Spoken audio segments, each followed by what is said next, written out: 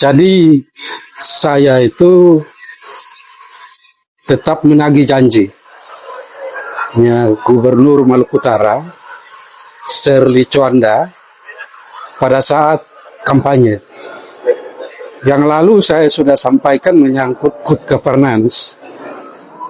Sekarang dia pernah katakan, saya sendiri dengar di video kampanyenya itu, yaitu meritokrasi. Saya kira dia sampaikan itu, dia sendiri tidak paham apa itu meritokrasi. Jadi meritokrasi itu adalah satu sistem politik pemerintahan yang mengutamakan kemampuan, mengutamakan kualifikasi, mengutamakan kompetensi, potensi, kinerja, integritas, moralitas. Jadi dia menempatkan pejabat itu harus berdasarkan beberapa poin tadi. Tapi kenyataannya sekarang, dia telah melantik beberapa pejabat itu, justru dia lebih utamakan orang-orang pindahan dari Morotai. Mungkin karena mereka berjasa untuk memenangkan dia di Morotai. Sebenarnya ini sudah satu pelanggaran. Mereka sudah melanggar ketentuan perundang-undangan menyangkut ASN. Kemudian dia menyuruh untuk pindah ke provinsi, dan sekarang dia menempatkan mereka sebagai pejabat-pejabat di dinas, biro, dan lain-lainnya. Saya menagih janji itu, bahwa dia mengatakan bahwa akan membentuk sistem meritokrasi itu, ternyata dia bohong. Dia putar balik. Gubernur melakukan pembohongan terhadap rakyatnya. Satu kebohongan yang paling nyata itu pada saat dia angkat Abjan Sofyan menjadi ketua tim percepatan pembangunan Maluku Utara.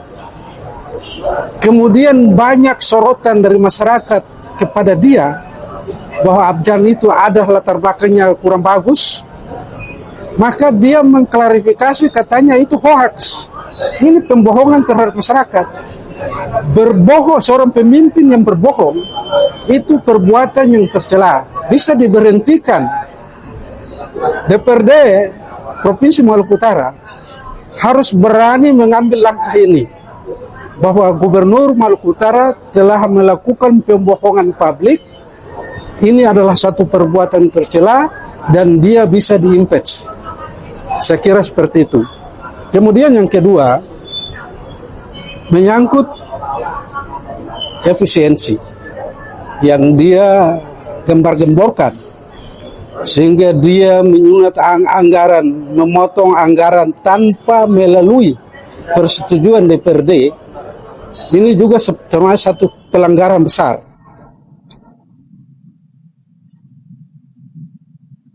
Dia punya niat untuk efisiensi, ini adalah hal yang baik. Tetapi kenyataannya, apa yang dilakukan sekarang? Rehabilitasi rumah dinas gubernur 8 miliar sekian. 8,8 miliar. Kemudian sewa speedboat dan sewa rumah sekarang dianggarkan 2 miliar. Sewa rumah di Ternate, bagaimana gubernur sewa rumah di Ternate? Rumah dinas. Ya, di rumah di Ternate itu kan ada tempat tinggal gubernur.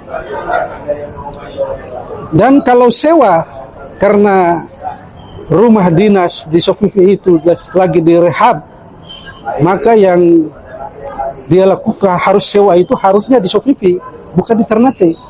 Ya, sebagai tempat tinggal di mana dia bekerja, itulah Sofifi. Jadi ini juga satu ketidakefisien.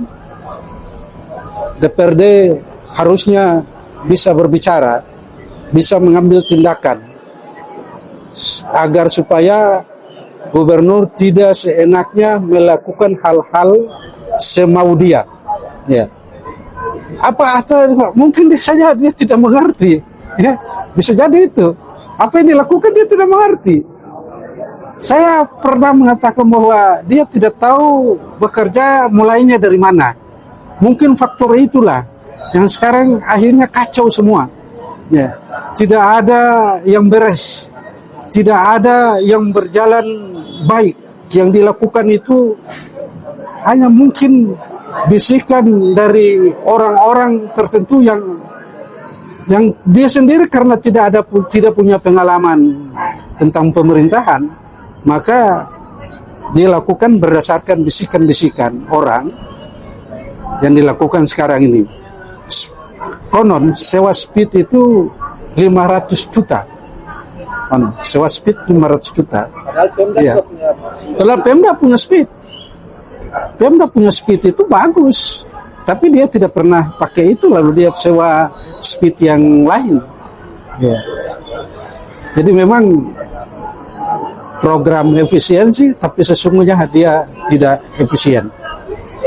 Kemudian berikutnya menyangkut rehabilitasi ruang kerja. Ya. Ruang kerja gubernur. Ini rehabilitasi ruang kerja gubernur.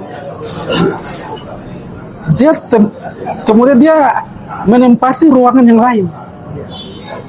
Padahal ruangan gubernur itu kan peninggalan dari yang lama, itu kan masih layak. Tapi dia masih mau merehabilitasi itu karena mau keenak-enakannya. Ya.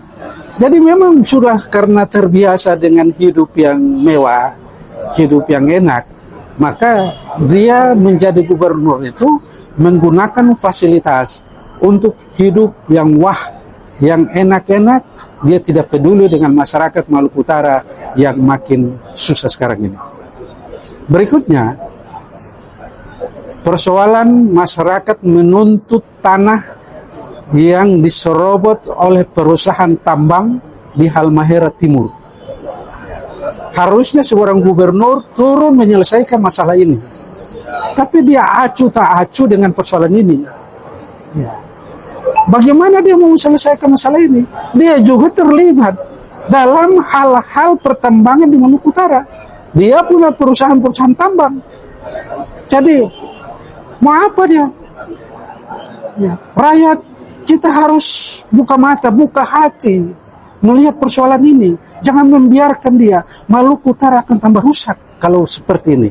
Saya kira beberapa hal ini harus kita fokus bicarakan, terutama DPRD Provinsi Maluku Utara, agar supaya Shirley Tjuanda bisa diberhentikan karena dia telah melakukan pembohongan publik, karena pembohongan publik adalah termasuk perbuatan tercela.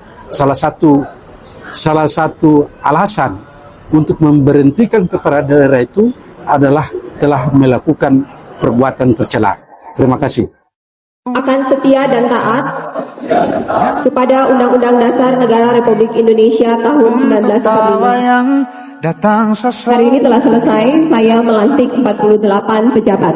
Selama 6 bulan, sejak pelantikan tanggal 20 Februari, sesuai dengan komitmen saya awal pada saat apel perdana, bahwa saya akan melihat kinerja selama 3 bulan dari masing-masing OPD. Kemudian melihat bagaimana para pimpinan OPD mengatur bawahannya dan bagaimana program-program yang dibikin oleh OPD masing-masing, bagaimana kecepatan penyerapan anggaran, bagaimana pertanggungjawaban anggaran, bagaimana disiplin, bagaimana etika, attitude, dan kinerja masing-masing. Setelah 6 bulan, saya memutuskan dan merasa bahwa pencapaian belum maksimal. 48 pejabat yang dilantik hari ini sudah melalui pertimbangan yang panjang. Hasil hari ini adalah hasil dari uji kompetensi yang sudah dilakukan melalui tes yang diberikan oleh BKN, 400-an orang di bulan Mei kemarin. Kemudian 100-an orang sudah dilakukan di tahun 2024, sehingga menghasilkan 591 ASN Pemprov Maluku Utara yang sudah dites. Dari 591 data yang ada di saya, hanya 200-an yang melewati nilai minimal. Artinya ada 300-an tidak melewati batas nilai minimal. Untuk yang belum dilantik hari ini, masih masih akan ada lagi uji kompetensi batch 2, batch 3. Setiap bulan kita atur untuk melakukan uji kompetensi dan setiap bulan pun akan melakukan pelantikan secara bertahap. Seluruh prosedur telah sesuai dengan NSPK kepegawaian mulai dari tim penilai kinerja, persetujuan teknis dari BKN hingga izin dari Kemendagri. Pesan untuk para ASN yang menunggu untuk dipromosi, menunggu untuk karirnya lebih baik, pesan saya untuk memperbaiki disiplin, tingkatkan kinerja,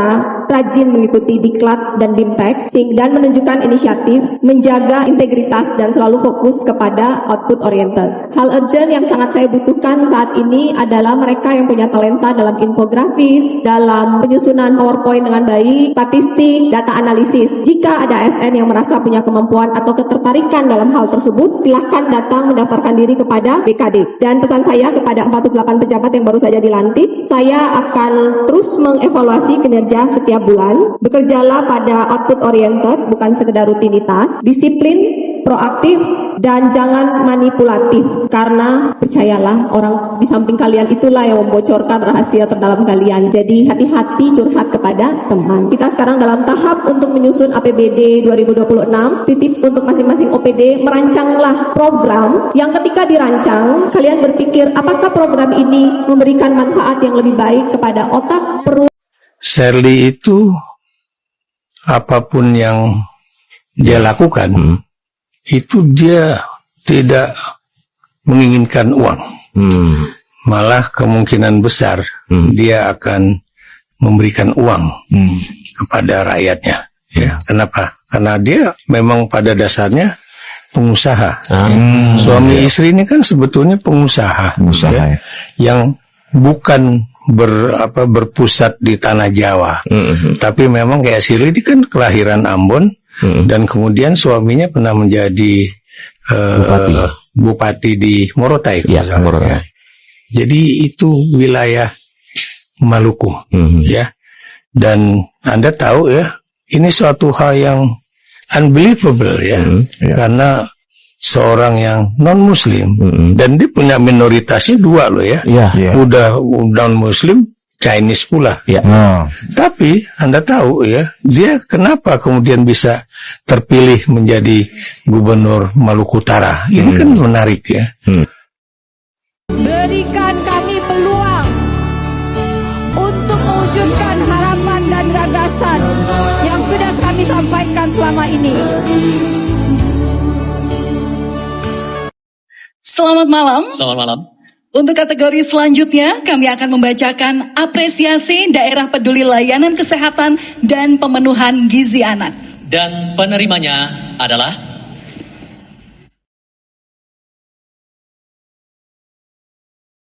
Provinsi Kalimantan Tengah, Provinsi Maluku Utara, Provinsi Riau, Provinsi Sulawesi Utara.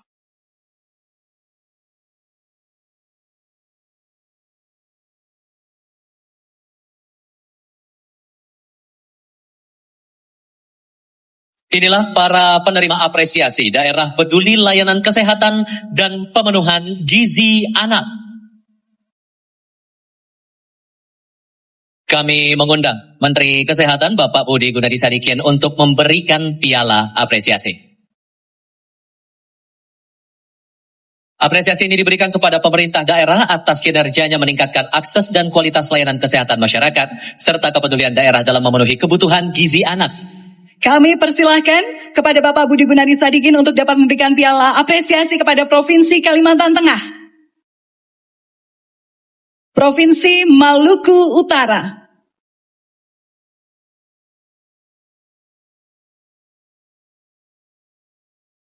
Provinsi Riau,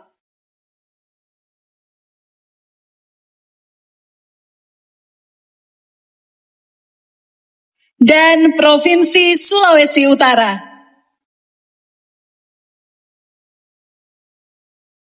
Sekali lagi selamat kepada para penerima apresiasi, Bapak Budi Gunadi Sadikin dan para penerima apresiasi. Kami silakan untuk kembali ke tempat. Shirley Laos, calon gubernur Maluku Utara, bukanlah orang baru di pemerintahan. Dia selalu setia mendampingi mendiang Beni Laos selama menjadi Bupati Morotai. Dia paham betul apa yang harus dilakukan seorang pemimpin untuk masyarakatnya. Selama menjadi ketua penggerak PKK, Shirley sangat dekat dengan masyarakat. Shirley mendengarkan keluhan langsung dari masyarakat, terutama keluhan ibu-ibu rumah tangga. Shirley juga menjadi ketua PAUD, memperjuangkan ketersediaan gedung sekolah yang layak untuk pendidikan anak usia dini di Morotai. Saat Beni Laos menjabat, Shirley turut membantu melahirkan ide-ide pembangunan yang menghasilkan banyak penghargaan untuk Kabupaten Morotai. Shirley pun sangat paham tentang pertanian, karena dia adalah Ketua Himpunan Kerukunan Tani Indonesia, HKTI. Mulai dari semai pindah tanam sampai dia panen itu 3 bulan. Dari 3 bulan itu kalau cabai keriting dan cabai nona itu dia akan panen setiap minggu sampai 15 sampai 20 kali. Tergantung pintar-pintarnya kita ngerawat. Kalau tomat dia akan panen setiap 3 hari. Shirley juga aktif dalam Dewan Kerajinan Nasional yang menjadi mentor untuk banyak UMKM dalam melakukan usaha kerajinan. Shirley sangat dekat dengan anak muda. Shirley memfasilitasi banyak event-event seni untuk anak muda, memberikan banyak kesempatan untuk anak muda mengembangkan bakatnya.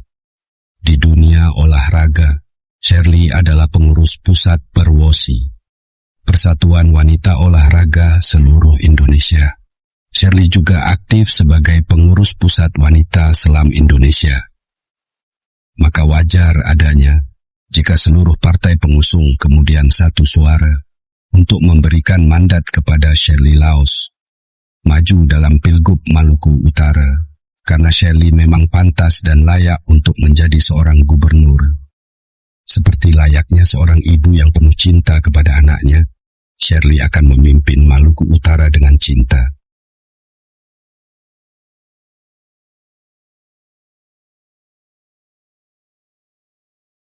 Om Ailain. Selamat malam buat semuanya yang sudah meng-DM, meng-WhatsApp, mendukung, yang menjemput saya mulai dari di Sofifi, mengantar saya sampai ke tempat debat tadi, dari siang sore, yang sudah mengikuti semua debat hari ini, yang memberikan dukungan, doa, semangat untuk saya ucapkan banyak-banyak terima kasih karena kalian saya kuat. Dan terima kasih untuk Pak Polisi dari TNI, para IO, KPU, Bawaslu, tim PLN, security, Polri, semuanya yang terlibat dalam kegiatan hari ini yang mengamankan jalan, begitu banyak pendukung yang datang, tapi bersyukur semuanya berjalan dalam keadaan baik dan damai, dan MC hari ini yang luar biasa, moderator yang luar biasa. Terima kasih untuk semua pendukung dan semua yang memastikan kegiatan hari ini berjalan, debat kandidat hari ini berjalan dengan baik, lancar, damai. Saya mungkin belum bisa membalas komennya satu persatu dan belum membalas WhatsAppnya satu-satu karena dari kemarin dan hari ini saya fokus untuk debat kandidat. Ini debat kandidat saya yang pertama. Saya agak sedikit overthinking, agak sedikit khawatir yang berlebihan, tapi bersyukur, puji Tuhan, tadi saya bisa menyelesaikan dengan baik, setidaknya menurut saya. Dan untuk semua dukungan, semua support, semua doa, saya mengucapkan terima kasih. Saya akan mempersiapkan diri saya lebih baik lagi untuk debat kandidat yang berikutnya. Saya juga hari ini pertama kali naik kapal sejak tanggal 12 kemarin. Tadinya ada ketakutan, tapi bersyukur juga tadi saya bisa naik kapal dengan baik. Sempat ada perasaan deg-degan, khawatir, overthinking, tapi semuanya terlewati dengan baik dan tenang. Dan juga buat semua pendukung dari 04, give us a chance to serve and to protect all the people with all our hearts, so that the people of Maluku Kiaraha can have a brighter future. Buat kalian yang senantiasa mendukung 04 dan masih mendukung 04, saya ucapkan terima kasih. Berikan kami kesempatan, berikan kami opportunity to show, untuk menunjukkan kepada kalian apa yang bisa kami lakukan untuk Maluku Utara, membawa Maluku Utara menjadi lebih baik. Masyarakatnya bisa menjadi masyarakat yang cerdas, bahagia, dan sejahtera. Bahwa bukan cuma konsep. Karena saya tidak ada niat di sini hanya untuk menjalankan rutinitas yang ada. Kami ada di sini untuk output oriented. We come with plans and strategy bagaimana membuat semua itu terjadi. Ada yang bilang, rencana terlalu muluk-muluk. Dengan perencanaan yang baik, detail, sistematis, terintegrasi, dan dengan hati yang ikhlas, bersih, dan tulus, maka saya percaya semua pintu akan dibukakan dan semua rezeki akan diturunkan.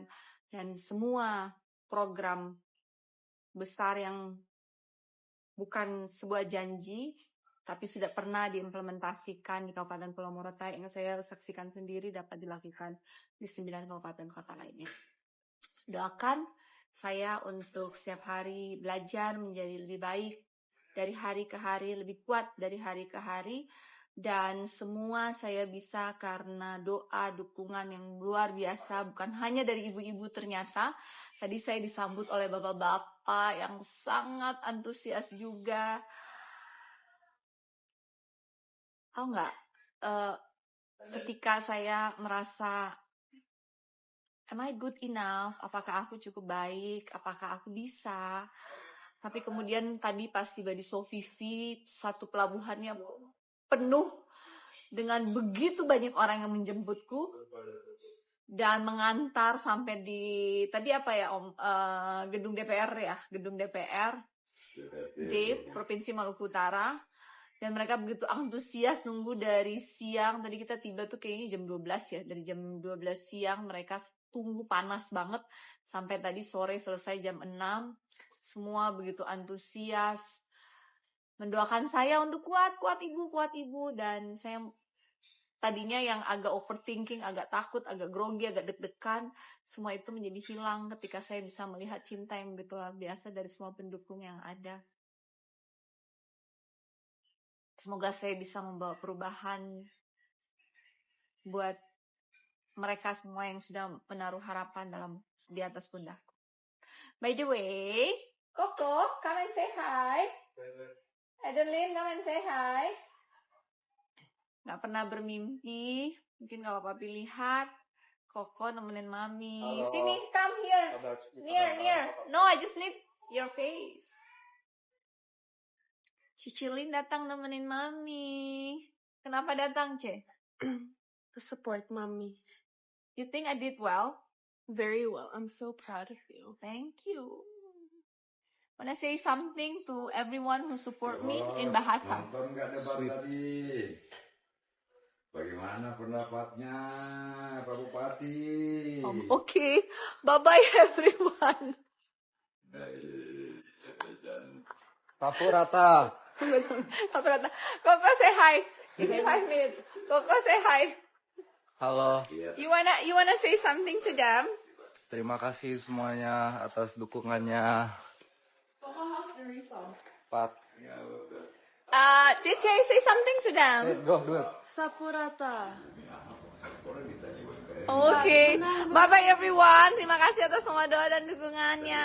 Sarangeo. Buat kalian yang menginginkan pemerintahan yang bersih, pro rakyat, jangan ragu untuk pilih 04. Pilih nomor 4, coblos yang cantik. Sarangeo. Bye-bye.